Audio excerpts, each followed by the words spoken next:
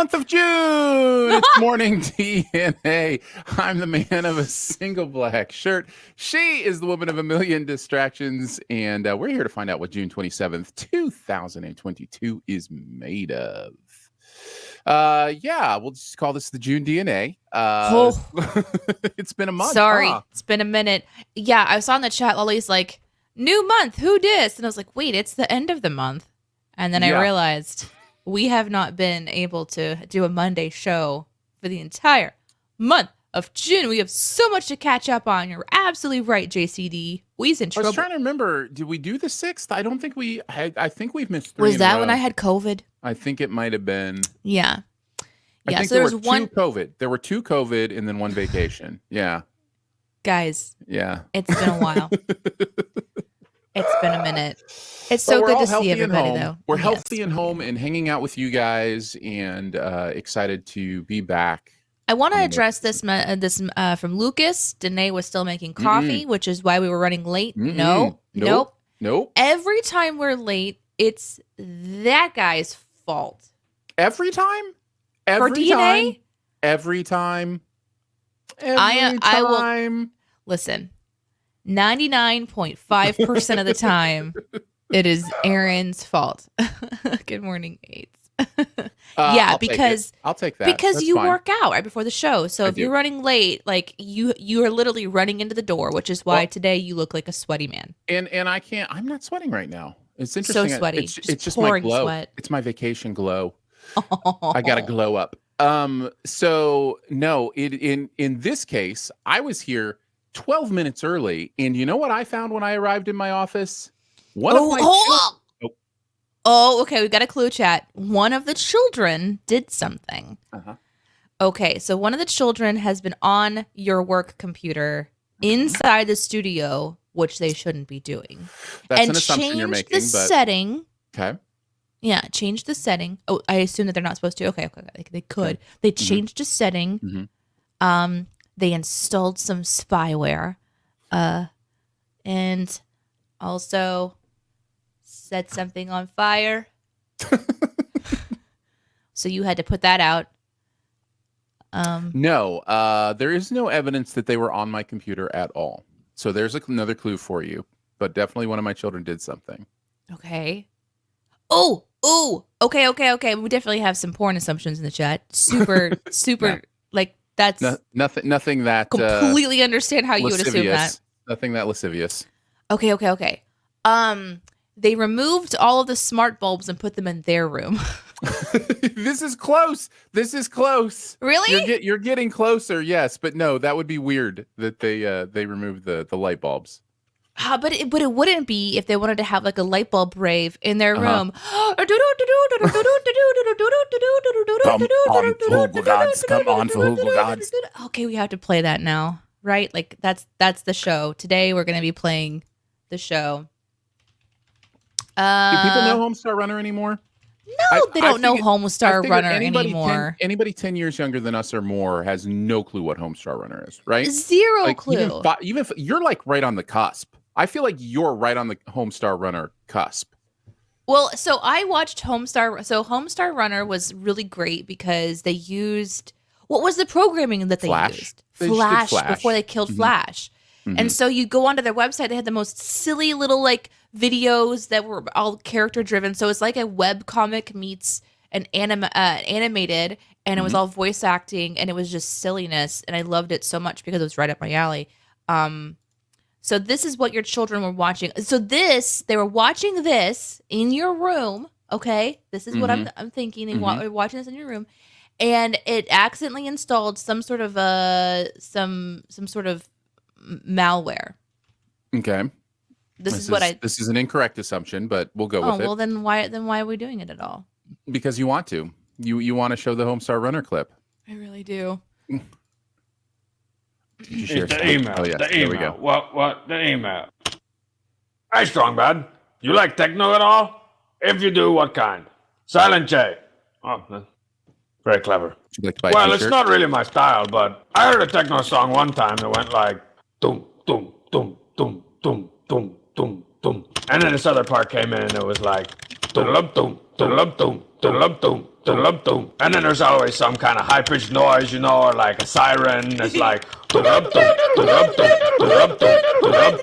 and of course they have to put in the obligatory old movie quote from some sci-fi movie. It's like, the system is down. The system is down. The system is down.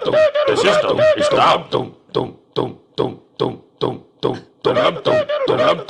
system is down. The system is down. The system is down. The cheat is grounded. We had that light switch installed for you so you could turn the lights on and off. Not so you could throw light switch raves. Now let's go break open that glow stick and pour it into Homestar Runner's Mountain Dew. I heard they have to pump your stomach when you drink that stuff. There you go. A little bit Homestar. Thank you, chat, for letting me do that. I do want to say, Castriff, I wasn't saying, okay, that Flash animation is a webcomic. I said it was like a webcomic. But, you can be upset if you want to. You triggered Castriff. You can be upset. Castriff said they got unreasonably upset when people say Flash animations count as a webcomic.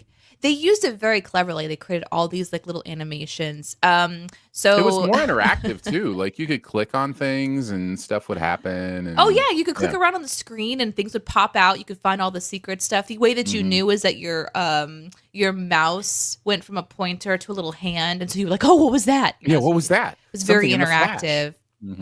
So, Lolly, that's an old website called Homestar Runner. So Homestar Runner is one of the characters that these people created, and they had Strong Bad was another character. Strong Bad Emails was the big success of that Strong website. Bad Emails, yeah. People would send in emails, and Strong Bad would answer them. You saw that. So they had all these different, different little miniature shows that they would do based on the characters. There was Strong Sad. The Poop Smith was another one. You saw the cheat? The cheat was on there. So if you if you want, I think you can still go to the site and you can definitely find them on YouTube. I'm sure they put all their stuff somewhere where you can still find it. But they used to release it every Friday. There was new content. Amazing stuff. I'm going to say if you were born like 1990 or after, like this is way gone by the time you would be aware of, what was going on. Because this was probably really popular in the late 90s, maybe. So I don't know. Yeah. Time is something I don't understand. There was like a 5-year stretch there, like 95 to 2000, where it was like really popular, I think. I could be totally wrong on that.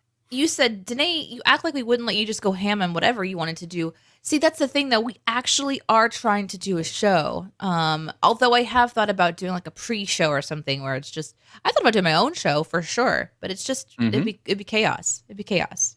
Maybe you guys want chaos. I think what's nice, what I like about this is we get to have some of your chaos and, and then you get to have some of my structure and we get to kind of figure it out together. So it works. So anyways, we still haven't guessed what my children did to keep me from the show. So I can what are my clues? What are my clues? Well, the clues so far is my children. And the closest multiple were in there. One of my children. Okay, all right. And the closest you've been is they needed the lights for their own room. That's the closest you've been. Not that it's supremely close, but okay. Was the computer? My hair is driving me crazy. Was the computer working when you got into the office? Depends on what you mean by working. I could turn it. I could turn it on. You could turn it on. Did they take a cable that they needed? Closest yet. Gosh. Not technically a cable. What did they take? They took something that you needed because they needed it for their a mouse. Did they take the mouse? The monitor. Someone took the monitor. No, not the monitor. Oh, Angry Orchard, I almost said, which is not right. That's a really interesting on-call You're about coverage, as though. Close as possibly you could be by saying they took the mouse. They took the.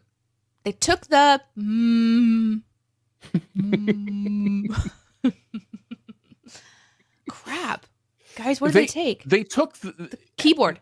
They took the mouse, but not the mouse. Is this one of those old school 1990s mouses that has the roller ball on the inside that you had to take it out? No. And then you had to take the junk off of it because it would skip. So like No. People that had this mouse now have this weird fixation with picking things off of shit because it's just like, do you remember having to do that with those mouses where you would go in out, and you'd like chunk it up and you'd have this long, weird caterpillar looking grossness? Yeah. Or yeah. if you're like me, you just pop the roller ball in your mouth, clean it off, and dry it off, and put it back. Battery from the mouse, guesses Polly Lewis. No, but somebody has guessed it. USB plug for the mouse. That is it. And Lolly said, was it the dongle? Yes, it was the mouse dongle. Why did they take your dongle? That sounds so weird. My dongle thief children came in here and needed apparently a dongle for their mouse on their machine and just took it. I had no clue. Nobody told me. Nobody asked. Go away on vacation and it's all up for grabs. Man. So, yeah. Okay, hold on a second. So first of all, when Dolly said that her comment, was it a dongle? Dongle is just a funny word, and then I said it was a funny. I didn't read that fully. We are in sync today. Yes. Then there's a comment. Lolly said you put the mouse ball in your mouth. Now, did someone say that in the chat? No, I said that. Sometimes you don't hear me. I was trying to get a reaction out of you. I said I would clean it off by just popping it in my mouth, cleaning it off, and then drying it off and putting it back in. But you're joking, right? Yes, I'm 100% joking. Oh, God. But what's great about me is, you don't know for sure. What's great about me when I say something like that is, he could have done it. He could have done it. He's that's not afraid of so germs. Disgusting. It is disgusting, and I haven't done that. That is so gross. Now I have this weird gross, like now it's in my mouth a little bit. Like, sorry. Because I can kind of, no, it's fine. It's fine. You got the reaction that you were going for. I do remember those where you had to like twist the little outer circle and then the little ball came out and you had to clean it off. And yeah, I mean, laser mouse people don't understand what it was like back in the day. Yeah. Yeah, It was all about that circle. It was all about the ball on the inside. Anyway. That's how the mouse worked. JCD would like us to hold the show up because there is now a turtle at work. Now, he's not talking about poop. I don't think. Could be. It's a great euphemism. A peeping turtle. Anyway, hi, Jets. It's good to see you. Good to see everybody in the chat. Hey, Aaron, how are you feeling? Are you ready to like rock and roll? You want to shoot a dough? Do you want to talk about your vacation a little bit before we actually get into the show proper, or is your question about your vacation? Like, how was it? I do have a vacation-based question, but I did have a good time. It's always interesting for me because I am a relaxed vacationer where it's just like, let's just all not do anything, maybe play some video games. And by the way, this is the vacation I do with friends. So like there's 4 families. We vacation together for 25 years now. Who's never been invited. Well, I didn't know you 25 years ago. So you have definitely gone on vacations with my family and you have been invited on other vacations with my family. So let's not get too pouty. But anyways, change mine to sadness. So anyhow, there's 4 families. There are 17 children amongst the 4 families. I don't want to go anymore. 17 children. That was down to 6 this vacation. Wow! They are dropping like flies. They're getting older. Okay, they're getting married. Can we be specific? We've got COVID going on. We've got like no, this is just aging. This is just they're aging out of the family vacation. They're doing their own thing now. In fact, the older children are all kind of on like. Oh, Aaron's internet goes out. This is going to happen from time to time. We'll have to just fill in the blanks for what we think he was going to say. What do you think I was going to say? Oh, I think you were going to say the children have aged out. They are now at the age where they look at us and they think, I would rather stay home and play Fortnite than be with you. Well, what I was saying was the oldest ones are like getting married. Like my oldest son is married now. A couple of the other older ones are going to be married this year. Like they're doing their own vacations. Like they're carrying on the tradition. Like they're doing their own vacations together. So anyhow. And some of them went to college together. Mm-hmm. Yeah, Crazy. definitely. So for me, I just we get this house that all of us can fit in. It has its own pool, has its own theater room. I'm like, why would we ever leave this place? We don't need to do anything. And they're like, let's go to a professional baseball game. Let's go to and I'm just like, that costs money and is also an hour away. Why? But no, it's a blast. It's a lot of fun. Just kind of have to balance it out. We did go to a Museum of Illusion there in the Orlando area. Pictures. That was really cool. Yeah, we actually when I was in Florida recently, that was one of the things that I was looking at where they have like pictures. Are you going to bring one up, Aaron? Yeah, that you could potentially show. Okay, while you do that, I'm going to show this tweet from JCD. That this now, please understand, I have already looked at that. This is a very appropriate turtle tweet. It was not about poop. Okay, it was actually a turtle. We're looking at it now. Look at that turtle. Oh, look at it. So cute. I love turtles. Turtle. There's the turtle. I hope that you're going to show the one of you in the chair. That's my favorite one. Yeah, that was the one I was gonna bring up if I can find it. Why is this so complicated? Well, Jets, I almost said Dead by Daylight, but I don't know that the children in that group would play that game. What are the children playing these days? Super Smash Brothers? Sonic the Hedgehog. Actually, Sonic is coming back on the Switch right now.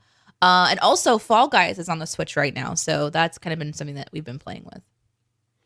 All right. I think I have it, y'all. My favorite vacations are staycations, says Doc. Yeah. Basically just relaxing in a new place. So look at the tiny Aaron. It's a lot of stuff like this where like forced perspective and that kind of stuff. It's hard for me to look at this picture and not see what actually is going on because I was there. But yeah, on first glance, it looks like, I'm sitting in a chair. So okay, so let's see what's going on here. Mm-hmm. What's going on here is Aaron was shrunk down. That's right. They had a shrink ray. Mm-hmm. This reminds me of one of my favorite scenes, and I know there's forced perspective in content all the time, but this reminds me of one of my favorite scenes in the mind, Eternal Sunshine of the Spotless Mind. Sorry, I couldn't get there fast enough. There's this really interesting scene where there's like a table and he crawls underneath it and all this stuff, and I really love that. And then mini Aaron. This is the whole crew. Let's see. So this is all of us. This comment makes you sound like an old man. Fall Guys is free now, and when I was playing it, I had to pay for it. I had to pay the money. Oh, that's cool. So it makes Aaron look like he's just this. He's shorter than everybody. Mm-hmm. The children. So what's interesting about this to me is this is in reverse height. So like we are lined up by actual height, right? And yet it reverses it completely except for me, and I'm still taller than the next three people. just makes me laugh. You're like, I am still taller. You can't take that from me. Right. That's awesome. So that place was fun. Yeah. Hey, Liz, good to see you. Went to the Museum of Illusion last Saturday in Chicago. That's awesome. Oh, nice. I'd like to do that. I love to go to see the interesting displays. There was lots of fun stuff there. So yeah, we had a good time. Oh, and then who took the picture? Did someone work there, like take pictures for you guys, or did someone have to stay out of the fun? No. They have somebody there who will take the pictures. That's nice for you. That's really nice. This may be nightmare inducing, so I apologize. Okay, wait. What kind of nightmare? What kind of trick are we going for here? So this is my wife and I. Oh, okay. I remember this one. Yeah, this makes me really uncomfortable. I've known you guys for a decade. Doesn't it? Yeah, it's a little weird, right? It's like the way that your facial features are lined up but like her ear is so high. Like your ear on the side of her head, it's so elven because it starts down on her cheek and it goes all the way up to like above her temple. All right, you want to see the reverse? You want to see what the That's other what I saw too, Slab. Here's what the other side. By the way, podcast listeners. I'm sorry, podcasters. You really want to start popping over for the show. Yeah, at this you may point. want to pop over to YouTube or Twitch and watch this one. So this is the other side of the mirror, which I think is even better. This is my favorite one. Mine There's too. there's something about this one. So if the first one was like an elf Vulcan kind of situation, this one is like punk rock mullet dwarf. Yes. You know, this is a character from Lord of the Rings. Yeah. So, podcast listeners, we have a situation where we've essentially got like two cards being shuffled together, where there's just these different mirrors and they're stacked like layer cake, and every other piece of the mirror is a part of Aaron, and then the other one is his wife. So we're looking at like Aaron's hairline, and then Jen's eyes, and then Aaron's tip of his nose and mouth with facial hair, and then Jen's completely normal chin. So but it almost looks like okay, I guess I signed out. It almost looks like that facial hair where it's like the mutton chops that go into the mustache because there's nothing below. Interesting. I love that. It's amazing how well it's lined up too with like the facial structure. You would think that it'd be a little bit more wonky. Maybe you had to move the camera a little bit to get it, but it's really well done because it's disturbing. Yeah. Like in a good way, I guess. In a good way. It's fun stuff. Now I'm glad you had a good time. Let's do it. We've induced some nightmares. Let's get into it. We're going to do the DNA and U. We got a D topic and A topic, and as many U topics as we can get to this morning. And those are the topics that you bring us. It could be a topic, a question, a comment, anything. Just put a U at the front. We will save those to the end of the show. Danae, what is your topic today? I just have a simple question, and you can answer this any way you want. But the question is, where do you go when you want to feel happy? So I'm thinking about taking vacation. So I'm thinking about where I could go. But then also just in everyday life, there's these certain areas that I like to actually be in my home.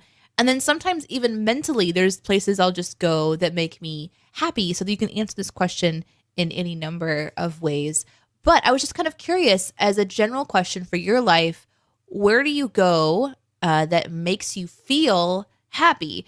For me, I love playing games. I love playing like app games. So if I'm having a rough time, I'm just like, you know what, I'm gonna take a break and I'm gonna do this game that makes it like triggers, I don't know how many drugs in my brain are released whenever I play games, but it's wired into me because I immediately have like a little boost of not even adrenaline. What's it called? What's the happy dopamine?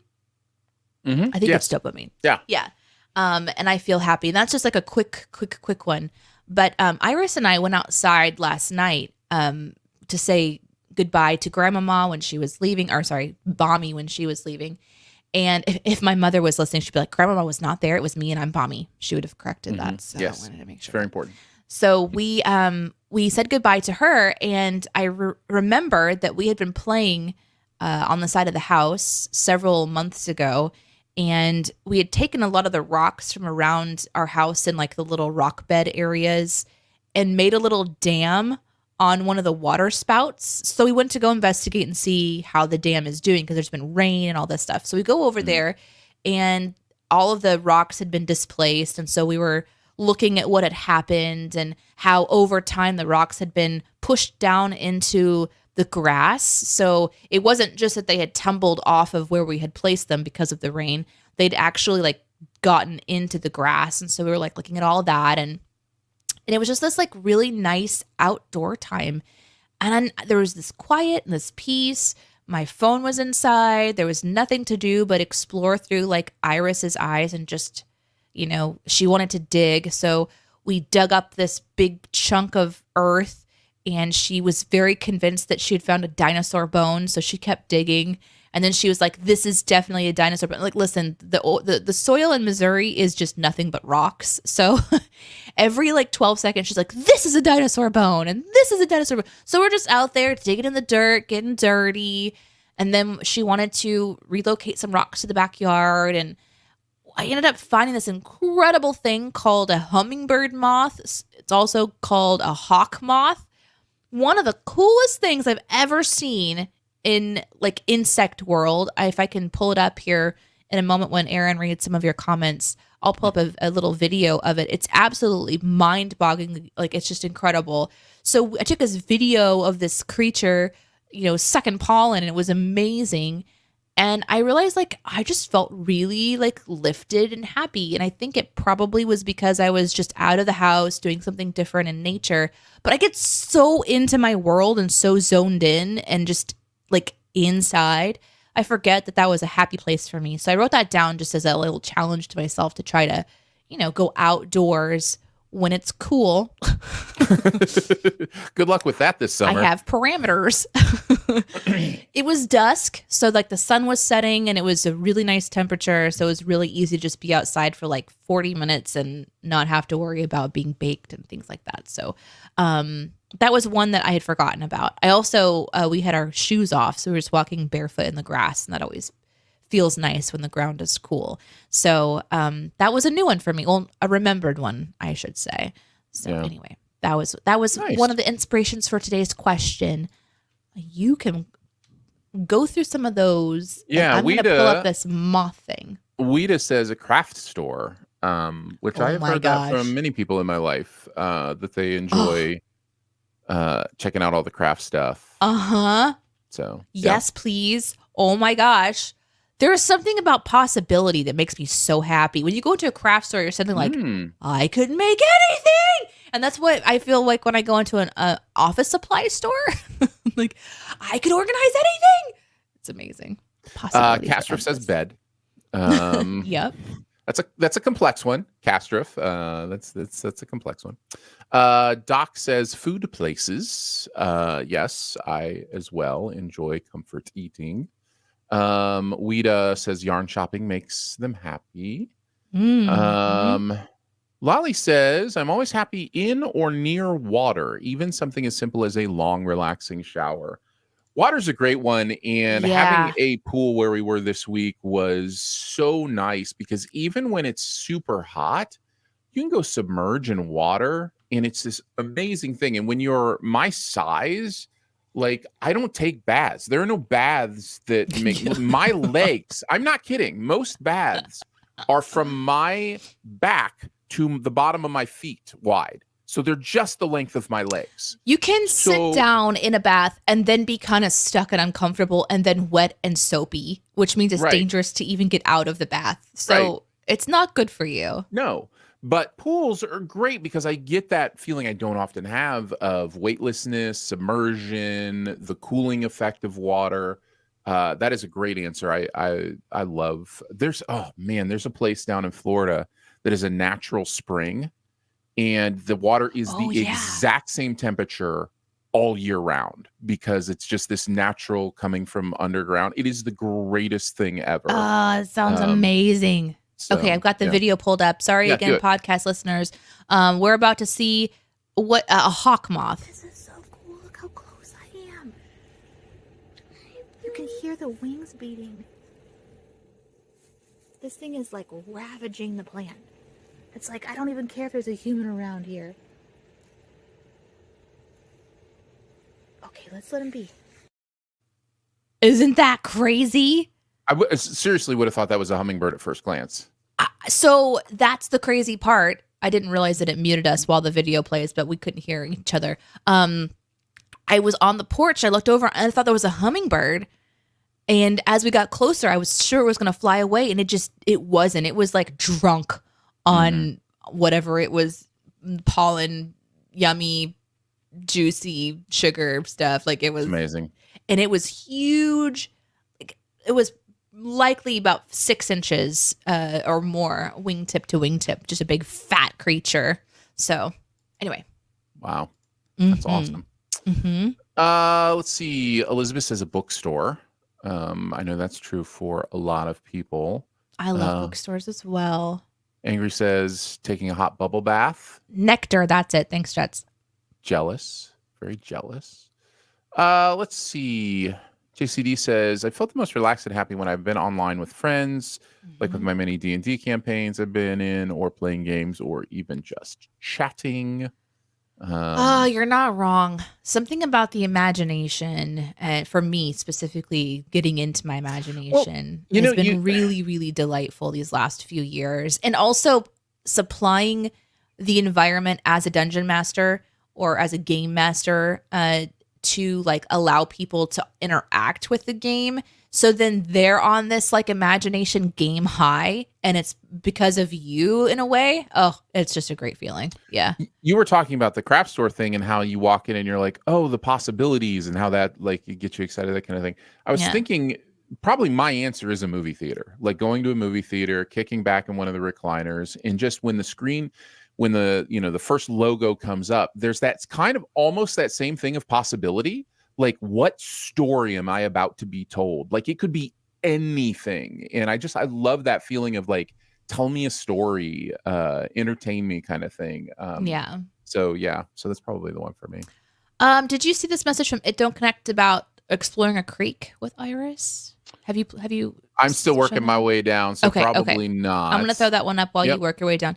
I highly recommend exploring a creek with Iris. You can crouch by a pocket of calm water and see what you find. I found a dozen juvenile salamanders the other day. This is something I could work at as a parent so much better. Just the getting outdoors. I was thinking about this just yesterday about my personality type. And there's pros and cons. We've talked about this multiple times on the show, but there's pros and cons to every part of your personality. And a big con that I have on mine is I'm like a yes-ander. As much as I absolutely am a leader. I'm absolutely a builder. I've got all these qualities that you would think that like Danae's got the plan and we're following her plan. And I can make plans, but I really thrive when someone's like, jump in the car with me, let's go. And I'm like, yes. And I'm just in it. So because I have not been raised by an outdoor like parents, that's just not something I think of first. The first thing I think of is like, let's watch something. And so I could do a much better job of challenging myself to get out. I mean, I have a freaking Rubicon Jeep. We could go just about anywhere we want in nature. So, and also in Missouri, there's lots and lots of places to explore. We have so many parks. We've got so many creeks and rivers and all kinds of things. Caves.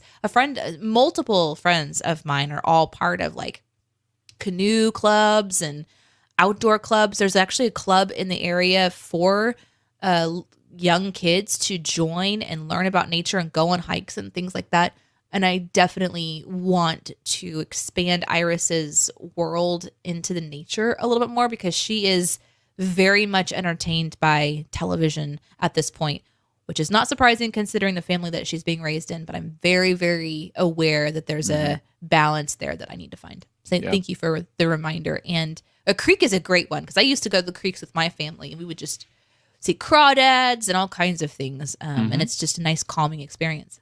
Yeah, my grandparents had lived above a creek, and anytime I would visit them, I'd go down to the creek and explore. It's so fun. Yeah. Castor says, actually going to the gym for cardio has been great for this, but that wasn't the case until about a year ago. That's one you kind of have to get into before it becomes relaxing. Like the gym? Yeah, running or whatever cardio you're doing, but you're not wrong. Your body learns how to make that a really relaxing experience. So yeah, I feel great after I run these days. So yeah, it's good stuff. Let's see. Jets Mets, speaking my language, I'm happiest when I'm not around people. I have to be so careful with that one. I have to be so careful with that one because I too but I'm kind of a duality. I need both. My boyfriend will move our mattress into the living room and make a big blanket for it, and we'll watch movies all day. That is my absolute happy place. That sounds amazing. Yep. Can we borrow your boyfriend? Is that professional fork creator? Professional fork creator.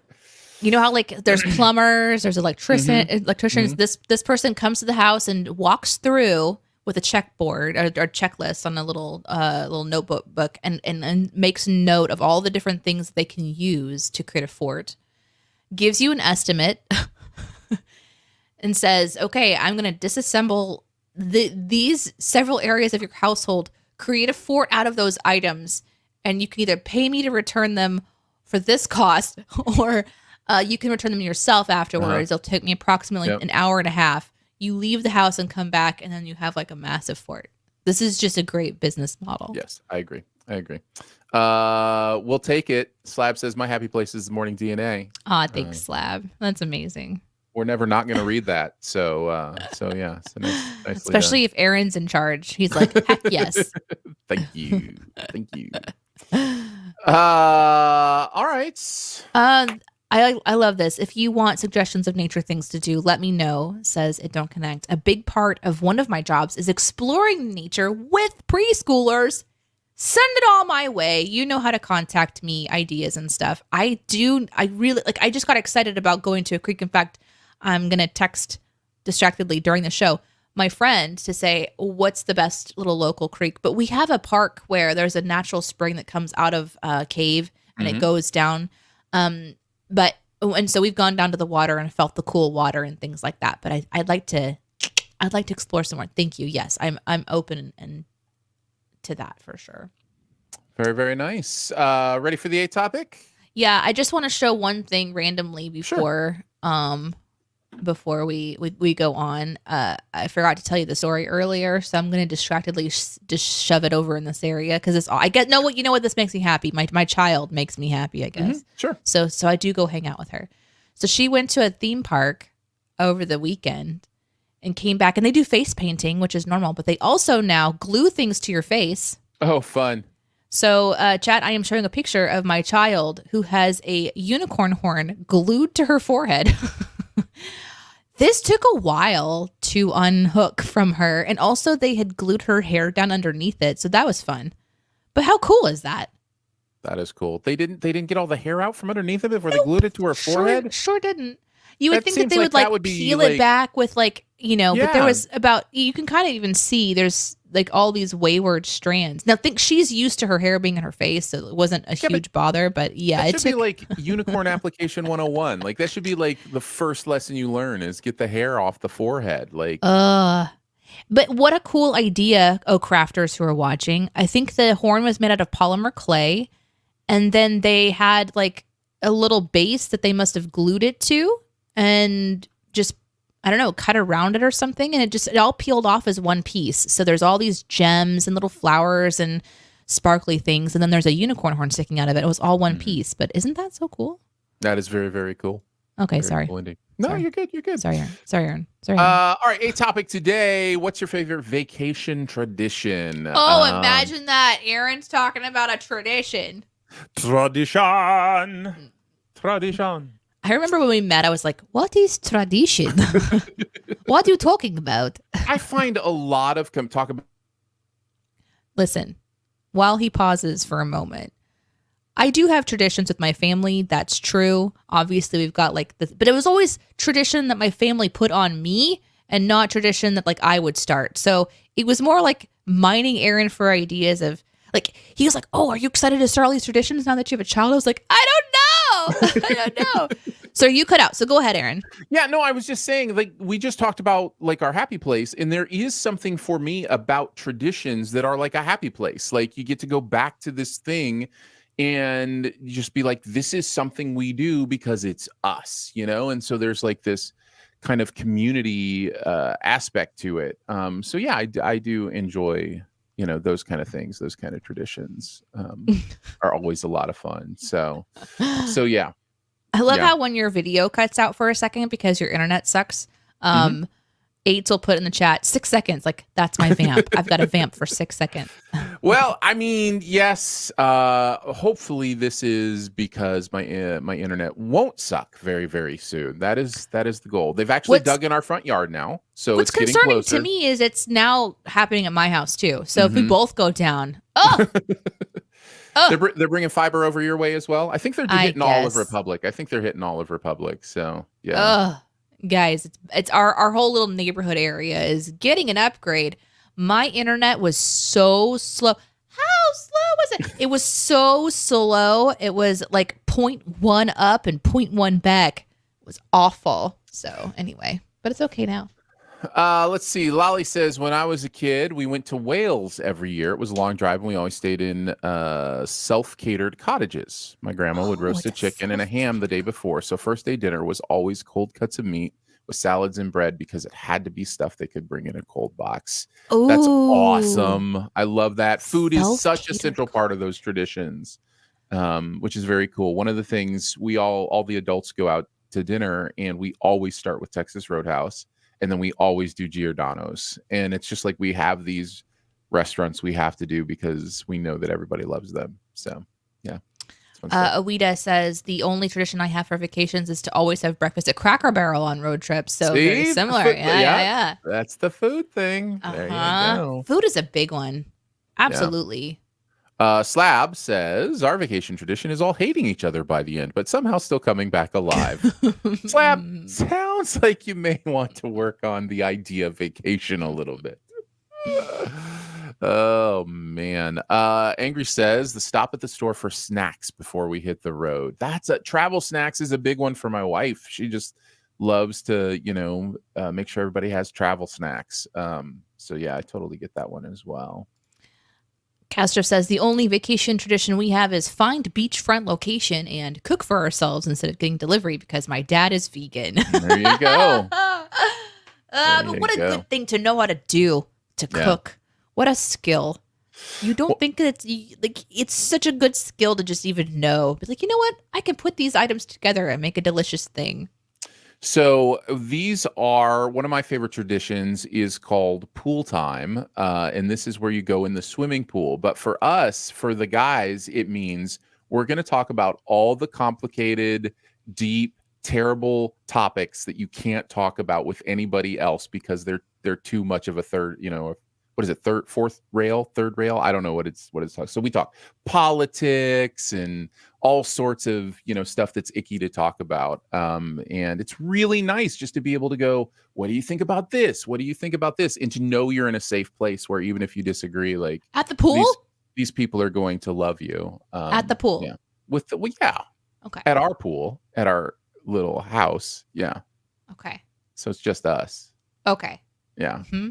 I was just thinking we go to a public pool and have a very loud conversation about politics and religion. That's the thing. It's like a tradition is a tradition, guys. We can't talk about religion or politics until we're near a body of water.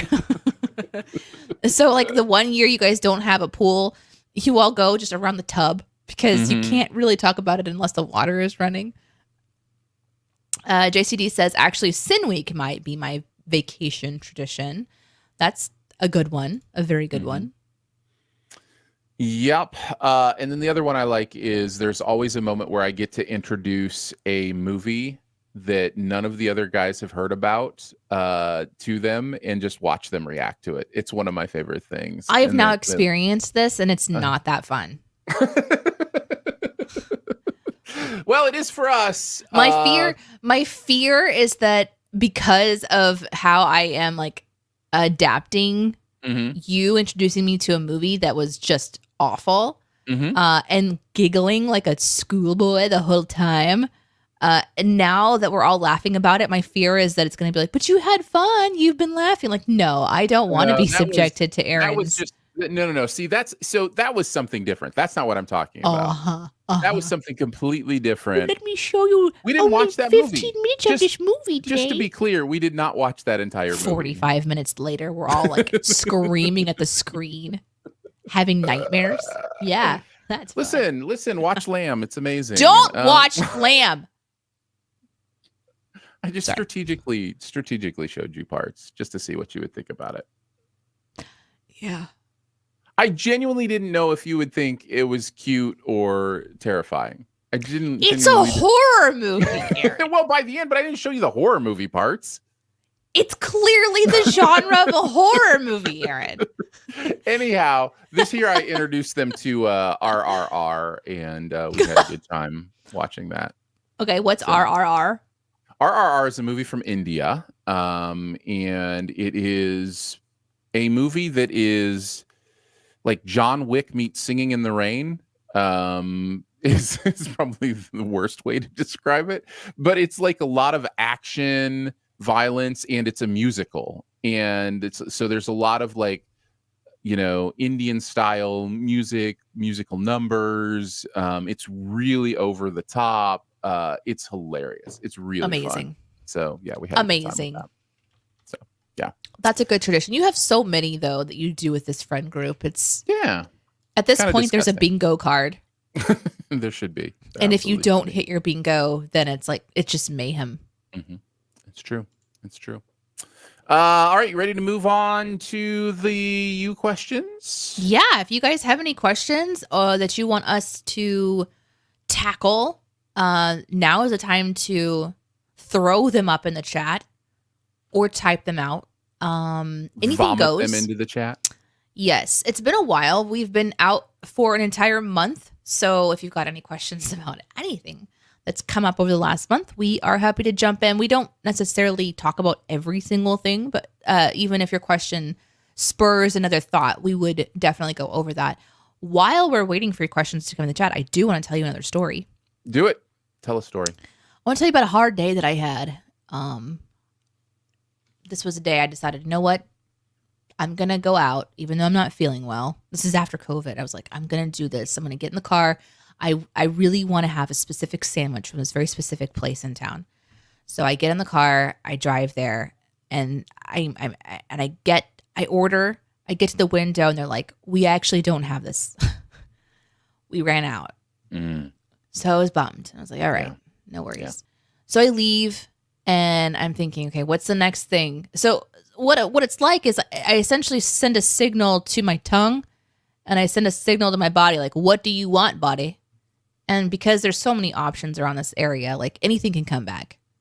And it was upset for a little bit that I didn't get the first. And it's like, you know what? We want this. So I hit the road, and my brain is fighting my desire. I have to drive a long way to get that. I just want to go back home. I'm still not feeling great. I pass by this huge billboard that reminds me that Taco Bell has Mexican pizzas. And I was like, oh my gosh. Because I was really bummed when those went out. Mm-hmm. I've only had one Mexican pizza since they came back. Today is the day for my second Mexican pizza. I turn around, I drive back into town, I get there, and there's nothing but signs all over their board. It's like, sold out, sold out, sold out. You've eaten them all. Congratulations. So now I don't have a Mexican pizza. I then talk about the Mexican pizza situation several times over the next few days, and I start getting ads for Mexican pizzas. I am inundated with Mexican pizza ads now that I can't have because my local place is all out. And there's like commercials about how we've got plenty, come by. It's like, you don't though. Anyway. Liars. It's a very sad story. And I'm sorry to bum you guys out, but that's what's happening. That is a very sad story. Yeah. Chick-fil-A has peach shakes. That's trouble. Because they actually have them. Yeah, they're not out. They're not out. That is trouble for you. It is. I like them way Iris too much. Still remembers the peach shake from last year. We were talking. She's like, do you remember when we went to and we got that special drink that tasted yummy, and then we went to go watch Daddy play softball, and I was like, the peach shake from Chick-fil-A? Yes. It's that good. Thank you, Iris. Thank you. It's like a year ago. Thank you. Hey, Kripke.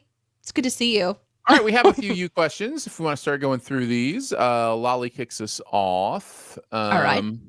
Oh, sorry. That was my bad. You're good. You question, are you a movie snacker? If so, what is your go-to snack while watching a film? Oh, this question kills me. Go on, Aaron. Because you don't like people eating during movies because it makes so much noise? Is that the thing? It's if I'm next to people that are having like nachos and cheese and it's like smelling like, because there's basically restaurants happening inside theaters now. So I can't be upset because that's what we're there for. But I do feel like there are some foods that are a distraction that should not be allowed inside of a movie theater. And certainly the louder ones, are one of them. And they do get distracting. Even popcorn sometimes gets distracting to me. But most of the time, if the movie is so dull that I'm listening to people eat popcorn, the movie is what's wrong, not the popcorn. But I have a hard time eating crunchy things because, it's so loud in your own head. Mm-hmm. And all I'm thinking is, can anyone hear this? So I like the stuff that doesn't make a lot of noise. However, having said all of that, Reese's Pieces, That's that was stuff. a little delightful peanut butter chocolatey good stuff. things. I have a hard time saying no to those in the theater specifically. Walking around the store, they're everywhere. I can avoid them. But if it's like inside of a theater for some reason, it's like I just crave the Reese's Pieces. So it used to be peanut M&Ms for me, and I still do love peanut M&Ms. But for the non-crunchy, I have started getting Nestle Toll House ice cream sandwich cookies. So this is ice cream between two soft, delicious Nestle Toll House chocolate chip cookies. While you're watching a movie? Yes. That's the best. It's the best. Okay. Let's messy food in the darkness seems like a bad idea. Isn't it though? It just like it melts. Like you're turning it and you're just like licking off all the stuff that's dripping down. It's that manufactured ice cream where it doesn't melt.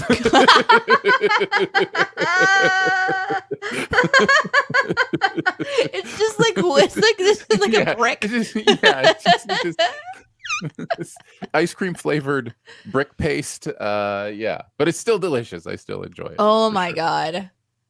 Kripke mentions hot dog mustard ketchup. In the theater, go for it. I just feel like the drippy stuff is dangerous because it's dark, Mm-hmm.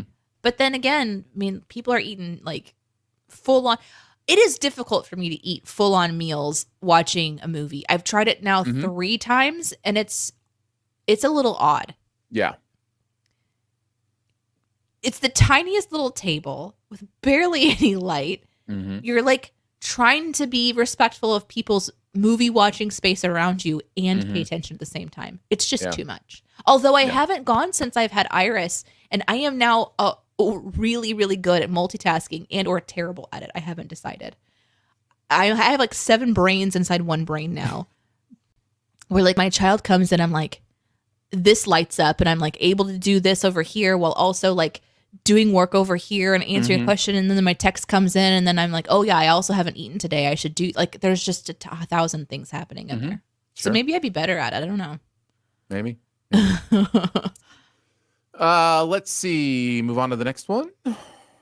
Angry Ostrich 89. My boyfriend, myself, and a few friends are starting a D&D game, but none of us have played before. Where would be a good place to start? This is a great question. It's a great question. Ostrich? I have so many opinions on this for you, but I'm gonna let Danae start. No, you start. I'll follow up. The place I would start is by calling my friend Danae and saying, "Hey, Danae, what's your advice?" Oh, that's awesome. Perfect. So one of you is going to have to be the dungeon master / the game master. So hopefully you guys have decided amongst you which one is comfortable in that role. And if you haven't done, like, I'm assuming you guys have consumed Dungeons and Dragons material from some source that has interested you. So you start where your passion is. So let's say you're listening to a podcast together and you love the podcast. You're going to try to kind of mimic yourself after the people that you're listening to or that you're watching. So that's a big question that would kind of begin my hunt into how to make this the best experience for you.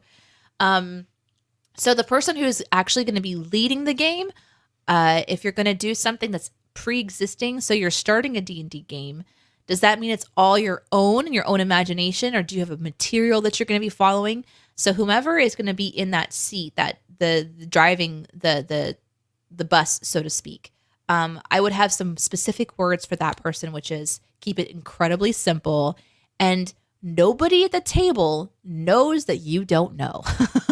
So you can play. Like I did a one shot recently. I've never done a one shot before.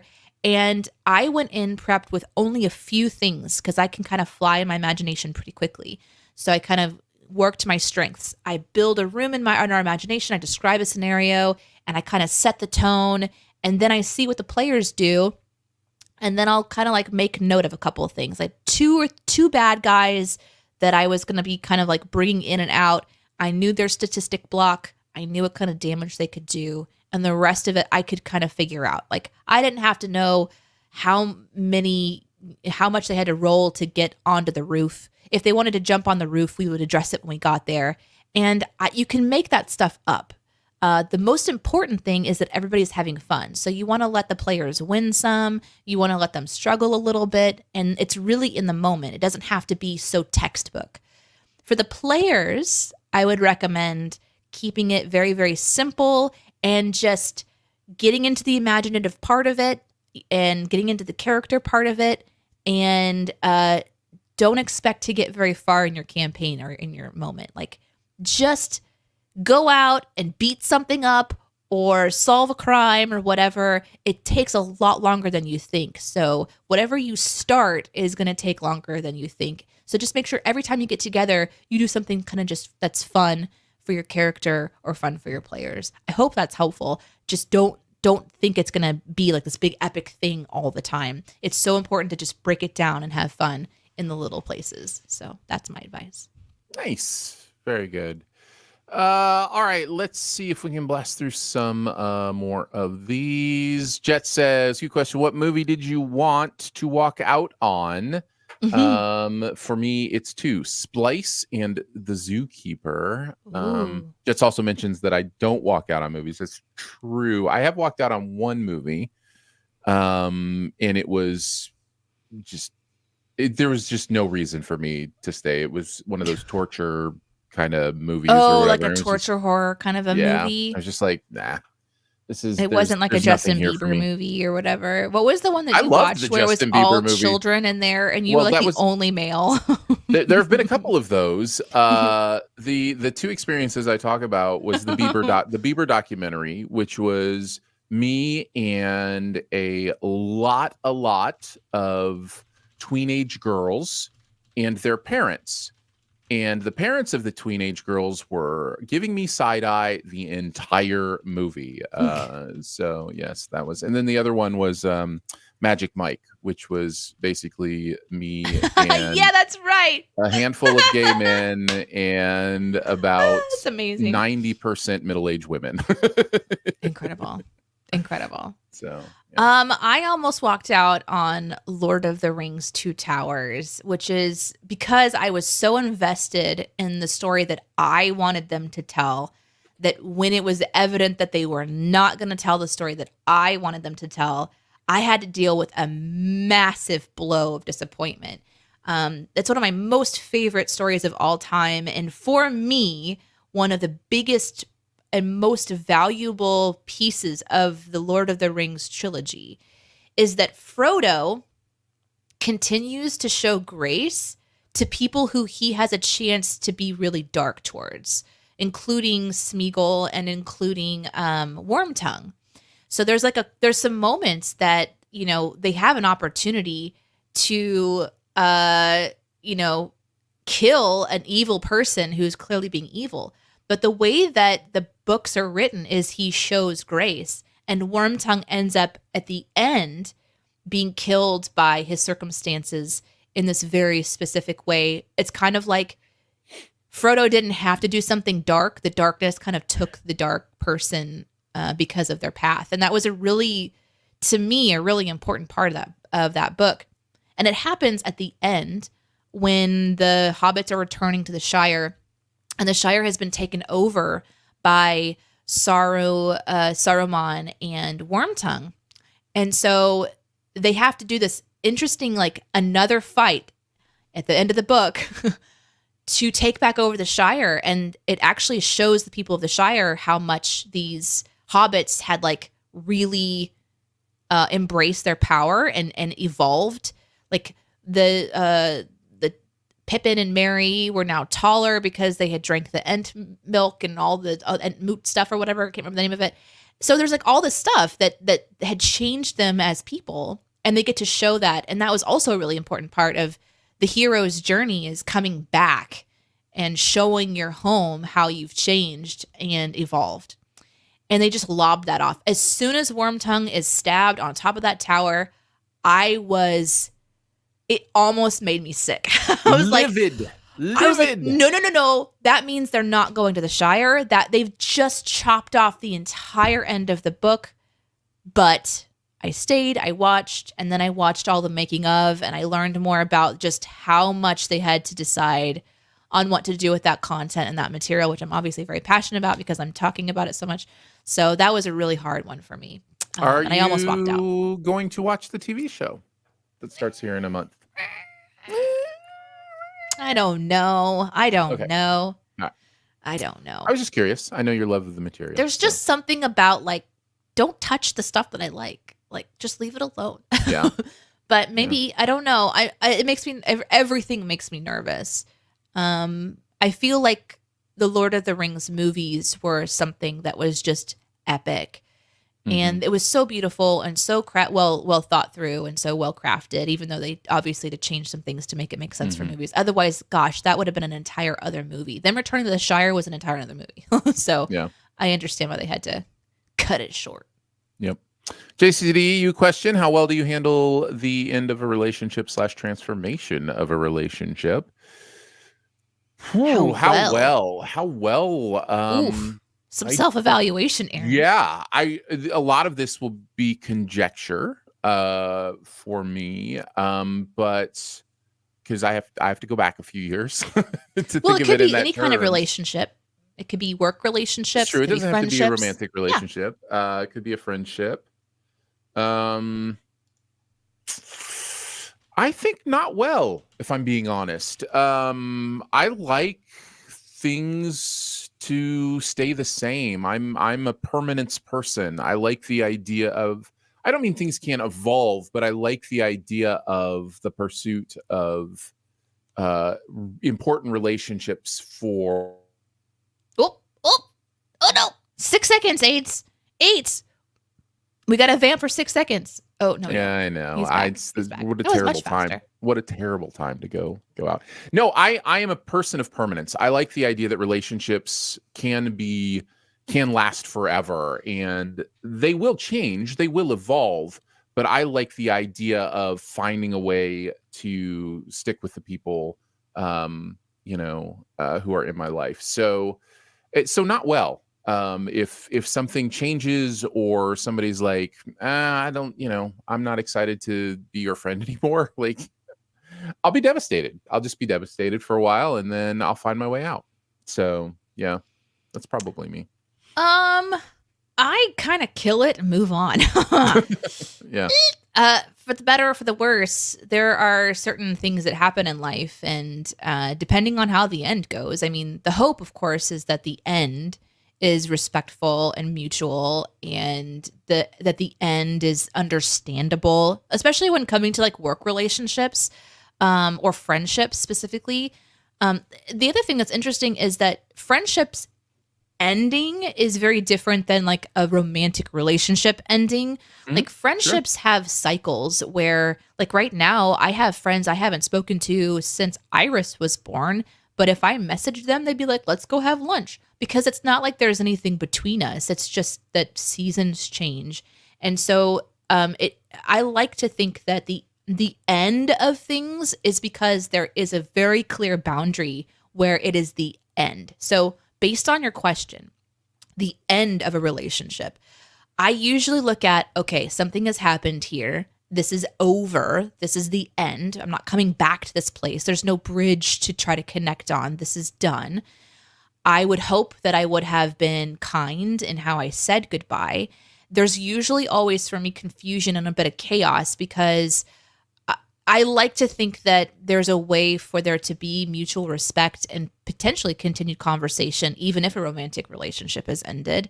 But sometimes you're just misunderstood, and you have to walk away from a relationship knowing that you were misunderstood and there's not really closure there. So you're sometimes walking away with that, like, well, that didn't go like I wanted it to go, and so there's like a little bit of discomfort. And you have to handle that however it works best for you. For me, I kind of go, well, I think I did the best that I can. And what did I learn? And I walk away going what I would do differently, because I've learned something. I've learned what I like to do. I've learned what I don't like to do. I've learned what I like in a person. I've learned what I don't like in a person. And because I have ended many relationships and I have had many relationships ended on me, that just gives me a clearer understanding the next time what I am and am not willing to endure when it comes to sacrificing my time and my energy for the mutual benefit of building. Because when you build a relationship with someone, you're sacrificing, and there's just signs on who you want to do it with. And the more ends that you have had, the more it shows you about the person that you're willing to go to the end with, the actual end of it all. I hope that helps. All right. How are we doing on time, Danae? What are you thinking? I can go a little longer. Yeah. All right. We'll keep going then. Lucas says, you question, Westworld is back. The intro I don't skip, but what TV show intro you do skip and which one you don't? So when you're watching TV, are there TV shows where you're like, nope, I got to watch this intro every single time? And are there ones where you're like, skip? Wow, that's a really good question. I think that there are some that are beefier. I watched the intros to Game of Thrones every time. Mostly I thought that it was beautiful, but also there's an important reminder about where you are on the map, what families and names are kind of at play in that episode. And I found that to be really helpful because it was such a beefy world. Mm-hmm. I go through stages. For the most part, I'll skip any intro that isn't different every time. So like if a show does like little funny winks or nods during the intro, I watch it every time just to see, those. But if it's the same, I don't need to watch it. If the song is really good, let's say like the Stranger Things intro has this really cool, interesting thing, I'll probably watch the intro 3 or 4 or 5 times, and then I'll eventually be like, okay, I get it now. And then I'll start skipping that intro too. So like, even if a song is really good, eventually I will start skipping it. There is something too about the intro being the previously on and then the actual intro to the show. Weta mentioned Strange New Worlds intro is lovely. I love the music and the actual introduction to the show. I love that one. If that's what you're talking about, I watch almost all of them. It's the previously on that I'll skip over. So maybe there's like a little bit of a separation between those two. Oh. I wanted to go back with a couple of comments on the relationships ending. Moxie in Madness mentioned, I'm in the middle of a potential friendship and that I don't understand. It sucks, but there's nothing else I can do on my end. It's sad, but this one isn't up to me. This is what I was talking about. Sometimes it's not your choice. It's the other person's choice. They're deciding that they don't want to spend time with you and not even really willing to discuss why. Moxie, this has happened to me literally more times than I can count. I have been friendship dumped since I was put into school. I remember so many times, even in preschool, people just would literally stop talking to me. In middle school, I had a group of girls stand in a semicircle around me and each tell me why they didn't want to talk to me anymore, and then literally turned into a social pariah. No idea why, because I was a very outspoken, silly, as I was called all the time, weirdo. That was the term that was kind of used to describe me growing up. I didn't have wealth. I didn't have anything that was interesting to them. It's always been that way for me. And it is something that really takes internal fortitude, which grows over time. And it's one of the reasons that I just was like, you know what? If you don't want to hang out with me, I ultimately don't want to hang out with you either. And that's the thing that's interesting is you kind of realize that if someone isn't wanting to invest in you in like healthy ways and meet you in the middle in healthy ways, ultimately, even though it sucks, you don't understand it, it just frees you up to be available for yourself and other people. And just a reminder, this isn't something you're asking for, Moxie, or anyone. Please put yourself first. Don't put other people before yourself. Invest in yourself first. So, that's a big one for me. Kastrov said, my friend relationship with people from high school is just kind of slowly cooled off. It's very, very normal.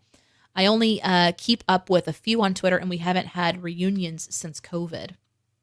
There is a evolution of relationship once you get through school. In school, you're kind of forced to be around your people, and it's easy to see them because you're in school. But once you kind of shift out of that, you have to make time. And that's something that Aaron's really good at, is making time. And if you're not used to actually making it important, then those friendships do just continue to become those casual, you see them around sort of environments. Like for me, I have more of those casual friendships. If I'm not putting the time in and they're not putting the time in, then it's just that casualness. And that's very, very normal as we kind of, grow up and all that stuff. So casual friendships are very hard for me. I don't have the desire to put any energy into a casual friendship, which is just something I know about myself. So like when I find people I want to put energy to be in a friendship with, then it's like, okay, let's do this. Let's make the time to, do vacations together or whatever the case may be. But if it's not someone, it's hard for me to understand the idea. I understand acquaintances, but casual friendship almost feels like an oxymoron to me. Do you understand what I'm saying? Like from my worldview, and friendship for you is a very defined thing. Yes. I see them I have people that I am kind towards, and then I have let's hope that's most people. Most people. There's some that I'm just like, goodbye. Then there's the next kind of level, which is people that I will invest time in, one-on-one or going to events for, things like that. Then there's the people that I would it just gets what I would do for this person gets more and more and more specific. And when you dial it down, you really only have so many people that you can at 2 a.m.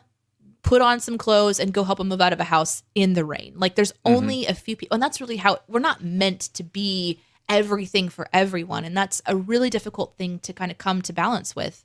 You see this. Social media has made that even harder to distinguish. Exactly what I was going to say. Yeah. Yep. Yeah, it is. It's hard. So we have these different spheres of influence and friendship.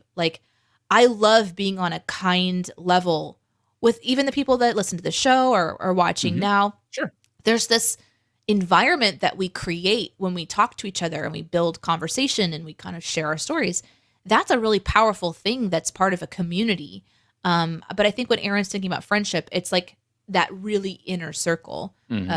He would define friend as very different than just a social person. I think what I hear sometimes when people say friend, I think they mean acquaintance. I think they mean somebody they know that they're nice to. I guess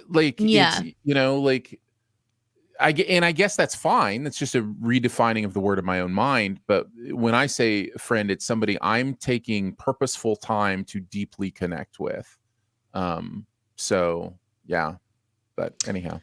Moxie adds, I've had a very similar situation happen to me, Danae. I was in school. They had a club titled I Hate Moxie Club.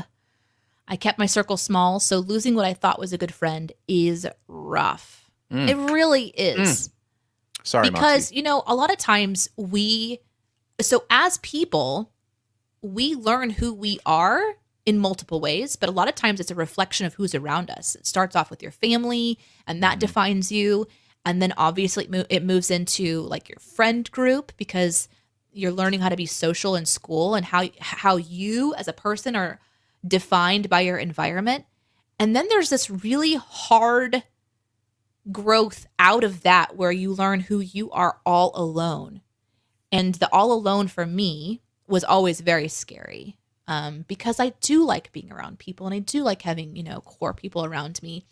And when no one around me wanted to be around me, well, then who was I? It's a really hard growth process. But when I say find the power in you, because there's something so incredible when you wake up and you realize that, and I'm not saying you haven't done this yet, Moxie, I'm just kind of saying for myself, when you wake up and you're I don't care if no one talks to me today. I don't care if anyone reaches out to me today. I'm just going to be me. And then you begin to attract people who actually want to be around you, even in your weirdness, which is such an awesome thing. That there's people like Aaron, for example. I have been around Aaron now for 10 years, and I've the first thing I told you was what? you're going to leave. Just like everybody. Yeah. Like within the first month. He's like, we're going to do this. Really fun. Like, we're great friends. Like, yeah, this I'm is like, a cool we're thing. having fun now, but just, wait till you realize that I'm hard to be around sometimes. And then you're just like gone. And you're like, okay, that's weird. It's not what I do, but okay. I hadn't been around someone who was just like, yeah, you can like have, and what I'm talking about is like when I lose my temper, when I'm really irrational about things, or I have really unrealistic expectations and I get really difficult to be around because I'm dealing with my emotions. Turns out some people just like hang out through that, see the best in you, and are on the other side. Now, I also didn't meet someone like Aaron for a long time. I had to kind of like figure out who I was. My problem that I had, that I hope none of you ever have to go through, is that I was finding my identity in other people first instead of myself first. And so I began to struggle with obligation. So like to hang out with people, I would feel like I had to do certain things because I wanted to have somebody around me. And that just became a really dangerous mental game. It wasn't necessarily on them, it was on me. But anyway, I hope that, you and I having similar stories, there's just a lot that's just obviously coming up for me of just remembering, the clubs of people that would just pass you in the hallway and say horrible things to you. And what that turns into later on is a really cool, internally strong person that can endure a lot and sees through people's BS real quick. So it means you're going to be able to make some really fast decisions later on who you do not want to waste your time with and who you do want to. And that goes for your job, that goes for people, that goes for relationships. So I wish you the best. And if you ever need to talk to anybody, you're welcome to reach out.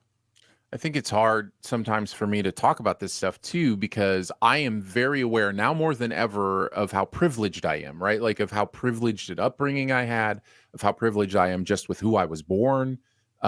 Like that's, I have a lot of privilege that allows for my life to have been smoother than most people's. And when I talk about things like finding your foundation individually before you start investing in what other people think about you, that was easier for me than for a lot of people. And so we're all different. So yeah, we're all different. We've all been through different things. We all have different levels of things that are chipping away at that at our most vulnerable age. We've all gone through different things. And I was very privileged not to have that chipped away from me too much. So when I would experience something at school or from a teacher, I remember a second grade teacher who hated me as a second grader. Can you imagine that? A teacher who like was mean to me, literally mean to me. But when I had that, I knew I had my mom and dad who would support who I was as an individual and support, what it meant to be me. And so I didn't let that chip away at me too much. And it's so hard because I think for many, many people, it gets chipped away to the point that you don't see your own value and worth. And when I say that, I'm not talking about making something up for yourself and being like, I'm good enough, I'm smart enough, and people like me. Gosh darn it. Yeah, don't like because you don't feel that. So you feel like you're lying, to yourself when you say those things. I'm saying inherent value because you are a human living being. That's it. That's the only requirement that should be able to give you the foundation to go, no, it's okay to be me. It's okay to be who I am and to not need the approval of this person or this person. But I came from a place where I had the approval of a lot of people. And so it's hard for me to really speak on it in a way, just to say, I love you because you are human and you live. And that's all it takes. That's all it takes for me to see your value. I feel like sometimes we feel bad or you feel bad because you had it better or something, but that's still a really valuable perspective. It's just, I understand that it's hard because it's not necessarily what I haven't been where so many people have been. And so it's easy. I feel like it's easy for me to say, yeah, you're valuable just because you're you. Well, like that was easy for me to believe. But at the same time, it's interesting because it comes from you and it genuinely comes from you. Like some people would just say it, but it actually genuinely comes from you, which is a beautiful thing. So I don't want you to discount, Aaron. I appreciate that. No, I appreciate that. I appreciate that. Okay, that took us to some really deep places. Yeah, thank you for sharing your stories and thank you for your questions. Thank you for joining us every Monday. for the morning DNA. Obviously, we had to take a hiatus. Just a reminder, we will tweet about when we can and cannot go live. So if you want updates, you can go to Twitter for those. There's also some online communities where you can find the Morning DNA fans, and there's updates there as well. Both Aaron and I work for a company called CinemaSins, and so there's the CinemaSins Discord. There's also Moco Made, which sometimes they will have updates too. We don't have our very own Discord because we are not Discordians. Is that how you call that? Is that the right I don't word? know. We aren't discordant. We are not discordant. But thank you for coming. Also, thank you to I saw a message from somebody for the first time, Imperfect Pixels, chatting, and thank you for joining, and your comment about the phrase, something along the lines of, you're the average of the 5 people that you hang with the most, I believe was your comment that you said. I love that. I think about that whenever I bring new people into my circle is, are you someone that I want to influence the person that I'm going to become? And I oftentimes will try to bring in people that I want to be like. I remember actually a lot of my friends were 10 plus years out of like older than I was, because my peer group were always so like rejecting me all the time. So I would just go up to the next peer group, and I found really mature people that like fostered this mind and fostered this person. And I remember being friends with someone that was 20 years older than me. They had children, and I would go over and hang out, and I'm like, I am friends with you. Teach me how to do things. Like, what is cooking like? What does it mean to be organized? And her house was so well put together, and I learned a lot from her. We're still friends to this day, but for the season that I was really close with her, I was over at her house every day for like 2 years, building that friendship. So you're absolutely right. Be specific. Oh, yep. Let's talk about Babs. So I will be streaming tomorrow. If you guys like this content, it's a little different. I do this show on Mondays, and then on Tuesdays, I role play as a character on a Red Dead Redemption server. You can look on Twitch for some of those videos on demand to see what that's about. But I will be playing as Babs tomorrow. I picked back up with Babs last week, so you can catch up on last week's episode if you'd like to. It's not only the pinky, it's also the ring finger on the other hand. This is the life finger. This is the love finger. One life, live, love forever is kind of why I do that. So, yeah.